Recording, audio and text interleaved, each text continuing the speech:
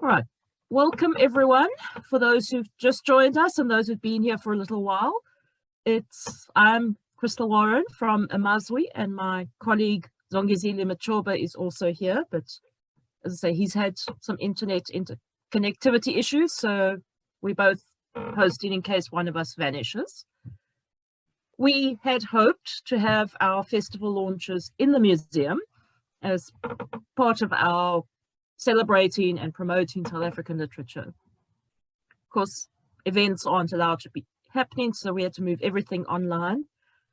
But this does at least mean that people from far afield can also attend. So thank you everyone who has come, who has logged in, certainly those in the South African contingent on a cold, wintry night, and when there's all sorts of other things we could be doing. And it's lovely to be here for the launch of Dan's new book. I really enjoyed the first of his sort of apocalyptic books, so I'm looking forward to hearing about the second. Over to you, Dan. Okay, thanks, Crystal. Sorry about all the hiccups. And thank you for turning out or not turning out, attending in the literal sense of listening.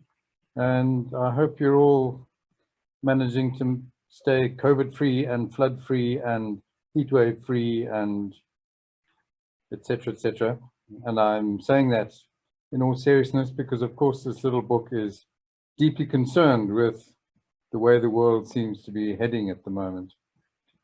So before I get to the main event, which is obviously the launch of this little novella, The Flight of the Bat, I want to, in the interest of marketing, of course, to mention a couple of other little novellas, also written by this fellow Dan Wylie. One of them has absolutely nothing to do with an apocalyptic world. It's a book I wrote a couple of years ago now. I don't know if one can see it on the screen. It's called Baobab School. And, well, I'll just read the blurb because that'll explain it better than I can. Post-independence Zimbabwe seems tentatively promising, though the scars of wars remain visible, and there are rumors of yet more. Commits to teaching at an all-black bush school. What does he think he's doing there? Is it possible to bridge the cultural and language divides that still haunt his country and his soul? Can history ever be redeemed? And what happens when young Doug Bracewell finds himself attracted to one of his own pupils? Well, nothing really happened to Doug Bracewell. Doug Bracewell is obviously a little bit of an alter ego for me. So it's a kind of lightly fictionalized memoir of teaching at a bush school in post-independence Zimbabwe, and hopefully would be of interest to anyone teaching in the post-colonies. All the cultural issues, the syllabus issues, the language issues, just being in a strange environment, just trying to learn something about the majority people of Zimbabwe, from which one, the old white colonial, had been pretty well cut off. Yeah, I hope you might find that interesting. Copies are available through me or through my website or through my Facebook page or whatever. I think Clark's Bookshop in Cape Town has a few copies in hand. Otherwise, just email me. I'll give you all the details later, I think. So that's Baobab School. Now, as Crystal alluded to, there's also another little novella, came out a few years ago, called The Wisdom of Adders. That wag Reg Rumney said that the sequel should be called The Stupidity of Subtractors, but I haven't gone with that. I've gone with The Flight of the Bat instead. So these two little novellas are complementary to each other. In The Wisdom of Adders, which is set in 2170, that's 150 years down the track, in that little novella, if you haven't read it already, a young woman, Sean Kaba, who lives in Grahamstown, Makanda, or Rini, as the characters call it. She gets punished for a minor misdemeanor, but takes the opportunity to take the gap and leave her rather suffocating little village and head off westwards towards the Cotswold Mountains, where it's rumored that her long absent father is hanging out. So she goes on a journey through a somewhat blighted landscape. So I set out trying to imagine, given the trends in the world, global warming, and I imagine what the characters come to know as the slow apocalypse. In other words, not one huge cataclysmic disastrous event, as maybe Cormac McCarthy imagined in his novel The Road, if you've read that or seen the film, where there seems to have been just a single massive event that burns out everything all at once. The slow apocalypse simply takes things that are happening nowadays, and we can see them happening, and extrapolates those into the future over a much longer period of time. And I try to unpack what I imagine might have happened in that century of slow apocalypse, a little bit more in The Flight of the Bat. So, whereas Sean Kaba, the young woman who is the protagonist of Wisdom of Adders, heads westwards, another person who appears in Wisdom of Adders very briefly, who is punished for a much more serious offense on the same day, he is banished from the village for his misdemeanor, which I'm not going to tell you about because that's the whole story. Okay, I'm going to try not to build in any. Man Cato Manus heads in the other direction. He heads eastwards across the Great Fish, the river, and into the former Transkei. Now, some climatologists believe or project that in South Africa, the western half of the country is likely to get much drier, more desert-like, whereas oddly, the eastern half of the country is likely to get wetter. So I play a little bit with that contrast in paralleling these two journeys. So the two journeys in the two novellas are taking place at exactly the same moment in 2170. Now, not quite available yet because of a hiccup at the print, and you always pick up weird errors when you see inside, and there were a couple of amendments to make on the outside of the cover. And I'm laughing because on the cover I had a little blurb which starts out, "It is 2071," and I suddenly realized, of course, this was the wrong date. It's supposed to be 2170. But as a number of people have said to me who know about this story, it could as well be 2071, 50 years from now. Who knows, given the pace of things, whether the slow apocalypse is going to be a lot faster, a bit like glacial melting, than anybody ever anticipated.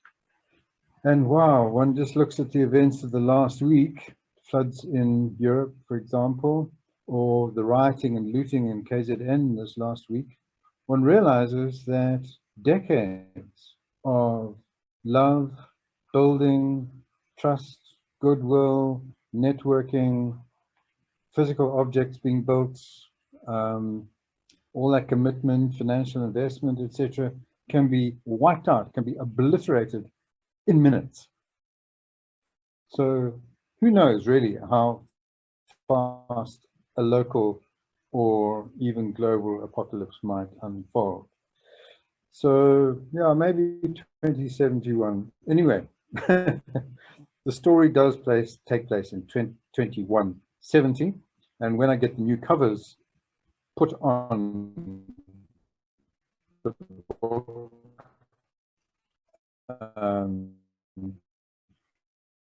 it will be available from me. So this is why we're not having a physical launch, because there wouldn't be any books there. So what I'm going to do, I think, is read an early chapter, apart from a prologue, which would be a spoiler. The first chapter of the Flight of the Bat describes the first day of Cato Manus's exile, and probably 10 minutes, it's not very long. And then maybe we can open up a bit of discussion. You won't be able to ask any informed questions about it, of course, because nobody's read it. But yeah, maybe we can see what happens. Otherwise, we can go off and have an early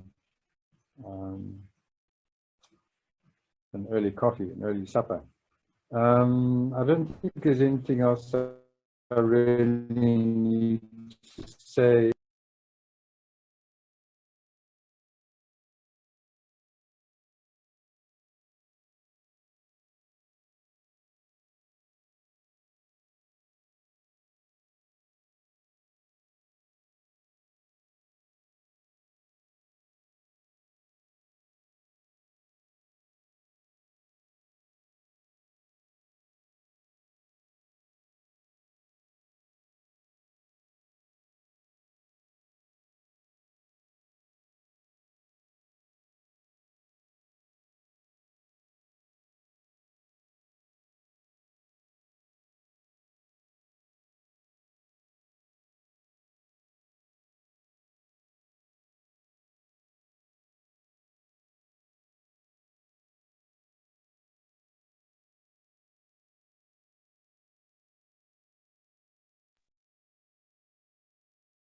Lost Dan again for a minute, but he is coming back. Hi, sorry, we seem to have got lost again. Can you hear me now? Yes.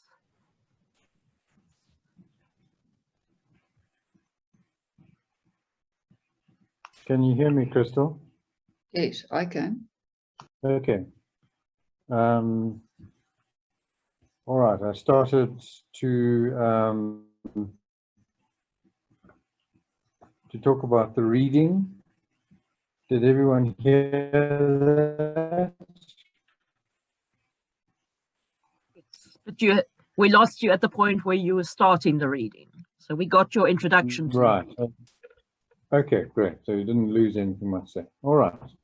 Well, let me start chapter 1 then, and let's hope I don't get cut off again.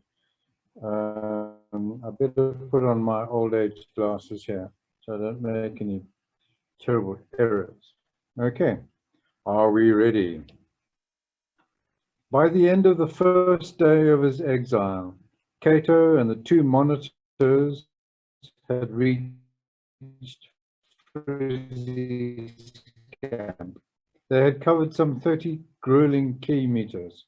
Frizzy's camp consisted of nothing more than a dilapidated hilltop building, threatening fire ants and adders, dominated by a grove of eucalypts and the remnant of some ancient fort of stone.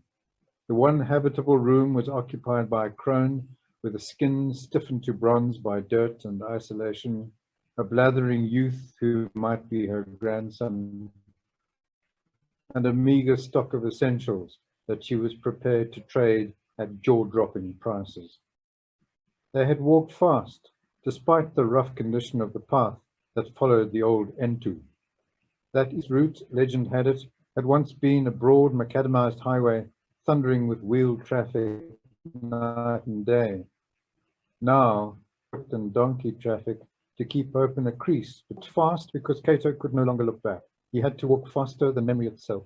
Despite carrying a pack full of gear, he had pushed it in by fury, self-disgust, and the adrenaline of fear.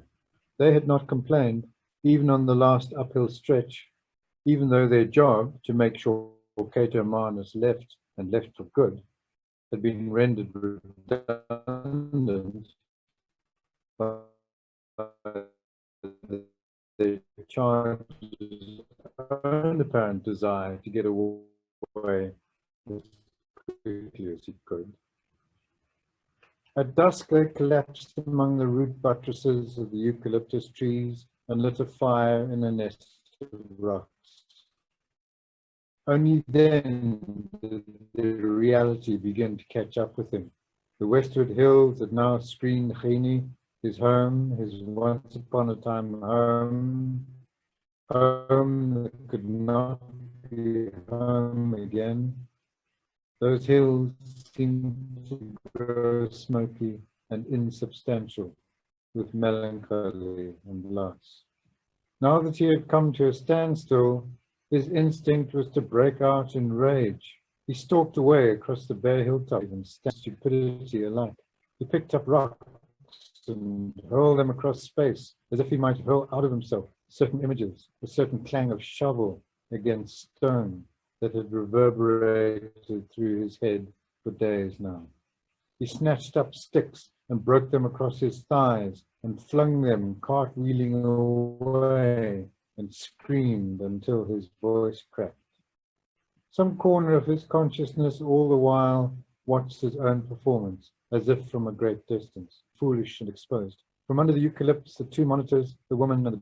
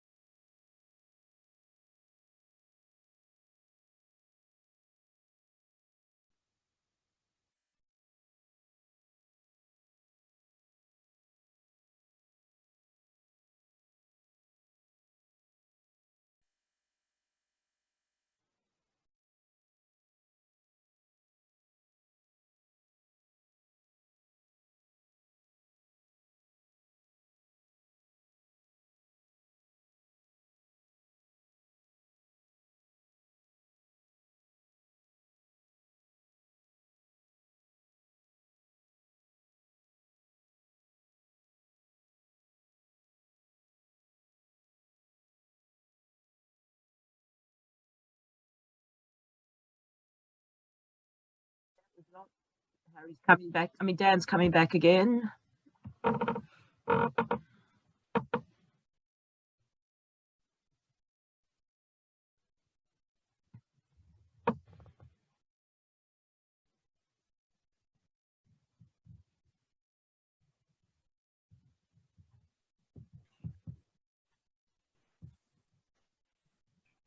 Okay, I think I'm coming back. Did you lose me again? Yes, at the line where you started the two monitors.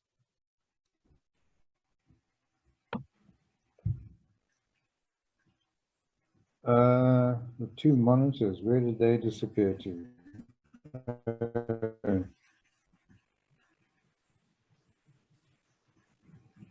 So did we get to some corner of his consciousness? Yes. Okay.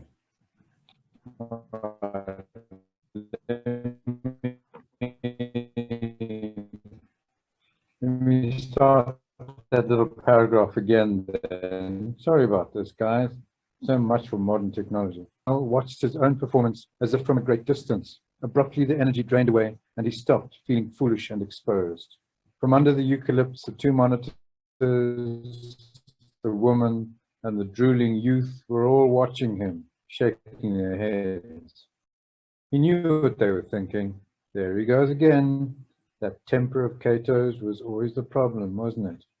Growling, he stumped off to the edge of the clearing, where the hill dropped steeply away. The lower slopes were dense with euphorbia and other thorny horrors that seemed to presage the tortures he imagined ahead of him. Far down in the shadowed gorge, a rib of shiny water intruded.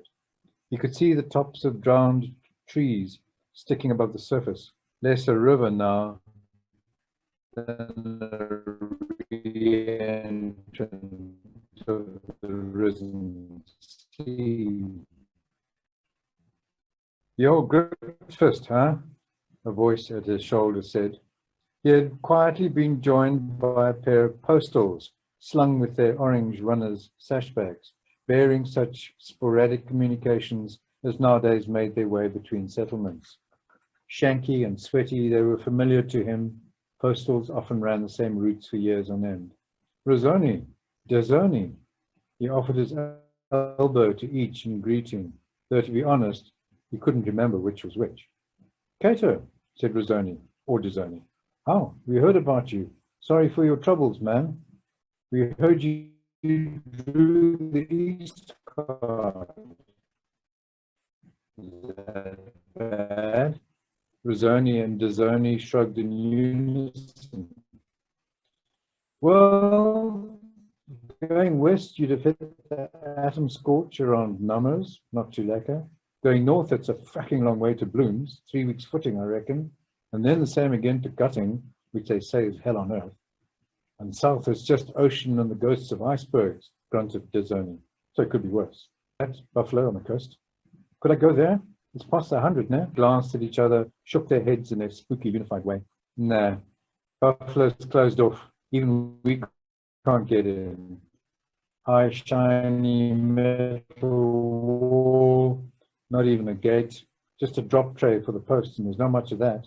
Pratt knows what goes on inside. So what's beyond the Griffiths River? Crazy. He knew more about 20th century Australian literature than he knew about what lay 50 kilometers east of his own town. So much for us. Go through Piddle, nobody much there, miserable lot. Another 60 key or so, you get to Kings. Not much there either. No Ellie chemical zone. It smells like it. Revolting. Even the bandits don't stay long. Bandits? Oh, yeah. There's a couple of groups, horsemen. There's never much for them to bandit at, so they just range all over the place. You never know where they might pitch up and savage someone just for the hell of it. Watch out for a black flag, white writing on it. Sanskrit, they say. Nasty bunch. You can avoid them easily enough if you're alert. Sounds fabulous. What's after Kings? The postals shrugged simultaneously. Desoni said, don't really know. We hear names, Conquer, Butters. There used to be a place called Tatters. There may be somebody there. Or we hear tell of Tequini, big place. Somewhere for you to aim at, baby. Let's heard of Tequini, a former slaving and whaling and industrial port that had gone the way of most big coastal cities. Inundated, decayed. It had never sounded attractive. Listen, said Desoni, we need to clean up, get the weight off our feet. See you around the fire. Fire, Rosoni repeated unnecessarily. Cato lingered alone a little longer, looking down the declivities of the Griffiths Gorge, his heart sinking likewise. Pronouncing sentence, the magistrate, gruff and not ungentle, had said, the monitors will escort you to the Griffiths Bridge, and that is where they will leave you. It had felt like a blow to the solar plexus. At the fire, the monitors carefully refrained from commenting on his tantrum. The shorter of the two was nursing sore feet and muttered, I'm going to call this a Cato blister. I'm scarred for life. The taller one, his kindlier face softened by firelight, was frying up some trout chunks from Ghini's tank farm, some Herbie greens from the indoor gardens. He had gone to some trouble to go beyond survival bars and compacted trail mix. Thanks, man. Last meal before the execution sort of thing, huh? We speak for yourself, Sabu, growled the other monitor. I'm scarred for life. Sabu smiled. Don't mind Sean Gray. He's not mature enough to understand compassion. That maturity, I aged 20 years just today. You better go that 100 keys, Cato Marnus. Well, I'll lace my girlfriend's jackal boots with your gut string. Excuse me. Oh, yeah. Jerking his head towards the violet unknown. You vicious cop. Please, you really want to go sniffing off the fracking polys will get you, Shongwe muttered. Dizoni, or Rizzoni, giggled. What century are you living in? No such polys anymore. Government, law, Great Mzansi nation.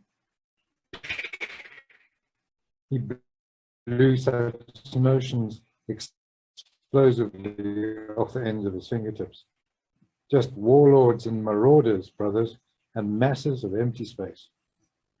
Maybe some places have a magistrate like ours or something, said Cato, hopefully. The others nodded. It was possible. They seemed quietly to agree, though without conviction, right? All over the place, throughout history. Shongwe leaned towards Sabu's ear. The boffin said, what? Cole, what? Cato said faintly, maybe. What could anybody do? Rini doesn't have a gallows to hang anyone. No prison to shut you up in. So? They all pursed their eyebrows. Sabu said, nobody knows, I guess. Not even the magistrate knows, probably, because no banished person fell silent, twilight hazing and brushing at their faces, possibly all thinking about their little town, shrunken, inward, hovering somewhere between the miserably deprived and the comfortingly self-sufficient. I'd give you a thick ear for starters, Shongwe grunted after a time, just for being your usual nuisance. That was hurtful, mostly because it contained truth. Cato knew he was being punished not just for the latest unforgivable incident, but for pretty well a lifetime of outbursts and outrages, annoying and sometimes imperiling even his nearest and dearest. He knew what townspeople said of him.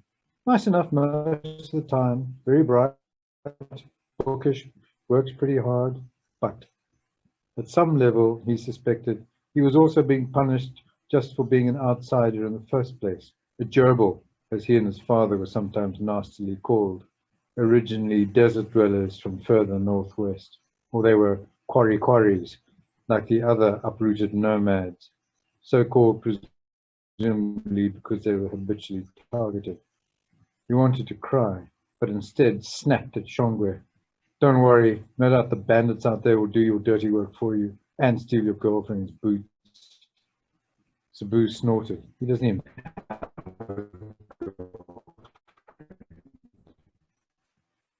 have some more.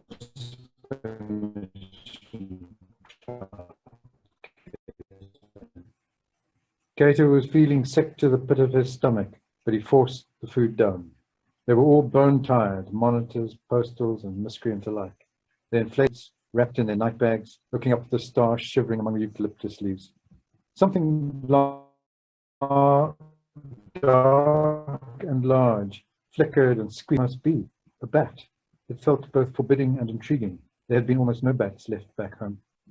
That phrase, back home, made him flinch inside.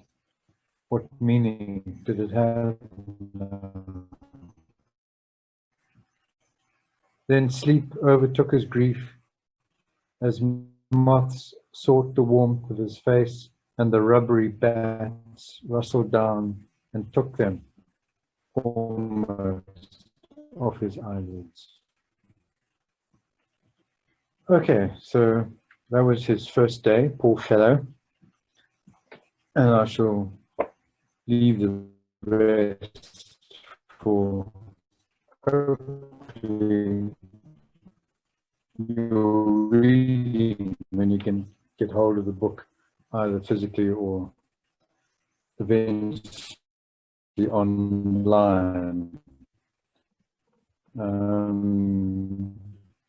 If you would like to get any of the books, I think the best thing is probably to just contact me directly, d.wylie@ru.ac.za, or visit my web, netsoka.co.za. today, or my blog sites, Dan Wylie's Critical Diaries. You can Google for that, or phone me or something.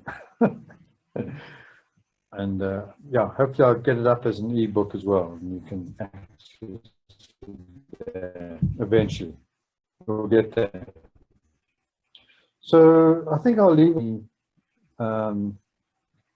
messages or.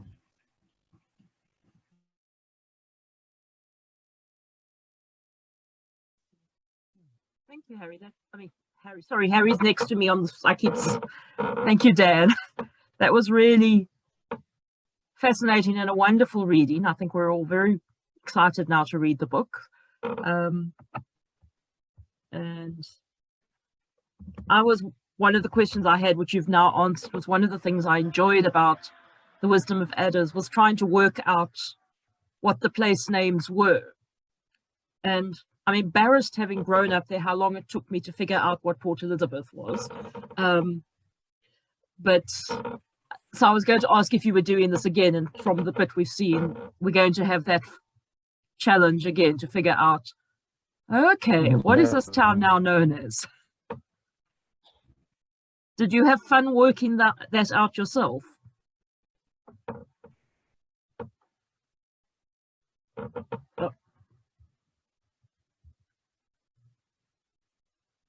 Oh dear, we asked him a question and he ran away.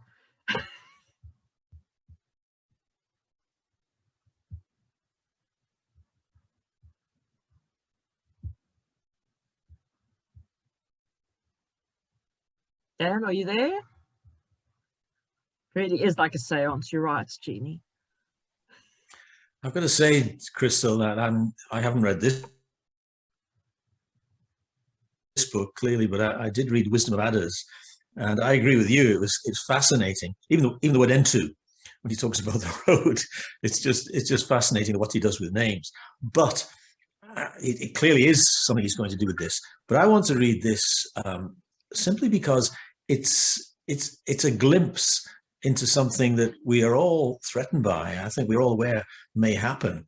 And I'd rather Dan interpreted it for me than Donald Trump, for example. I don't want any of them. It's going to be a fascinating book to read. I'm looking forward to it.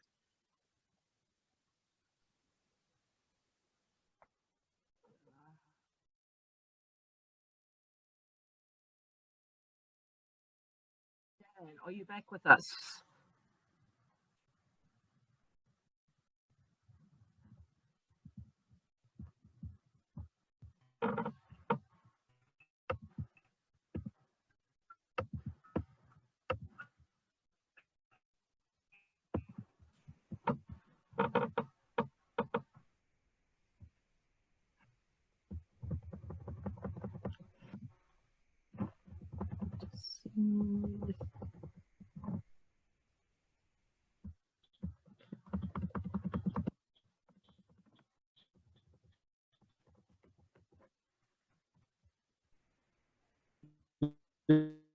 I keep getting knocked off. Sorry, I got the first half of Harry's query there. Would you mind repeating whatever it was you said, Harry? You said you enjoyed reading Wisdom of Adders. Hi, Dan. Yeah, I really did enjoy it, and I was He's gone again. He's gone again. Fascinated, as I was telling Crystal and others, by the names, the entry. Harry, he's gone. He's gone again. He's gone oh, again. Goodness. Jeannie, you're right. It's a seance. Tap yes. Why for here? Tap once for yes. Dan, are you there? Dan?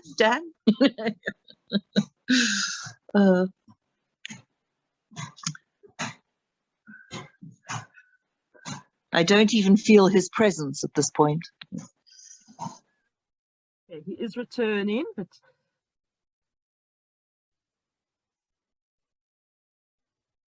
Dan, if you can hear us, have you, it might be a better option to actually try connecting from your phone with an audio only. I don't know if that would work any better, but depending what your phone network is like.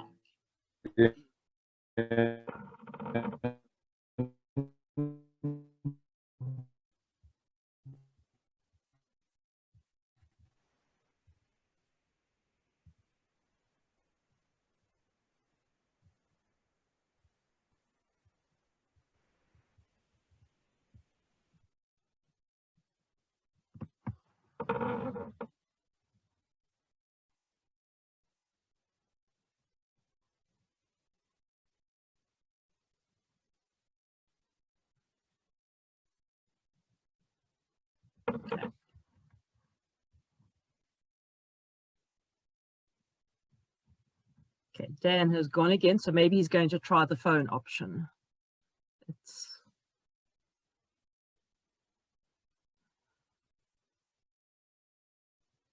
Yes, it feels like Zoom is like the little girl with the curl. You know, when it works, it's brilliant, and when it doesn't, it's horrid. So.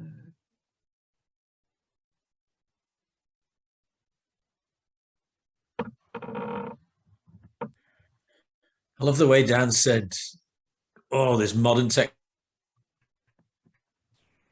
technology. And apparently, come on, Dan, where are you?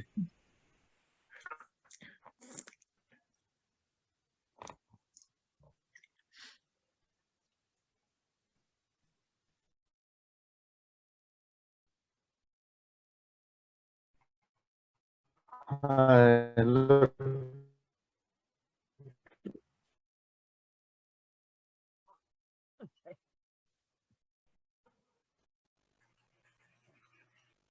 Yeah, this is getting very frustrating. I suggest that we. Yes, I think this might be. I suspect what Dan was. Oh, there, Dan, you're back. That maybe we need to accept that this isn't, the technology has run its course.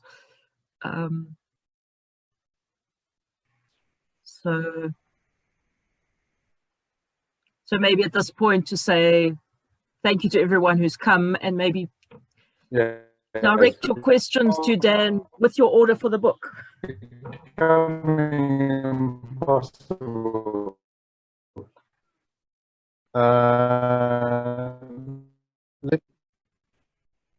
Let's go.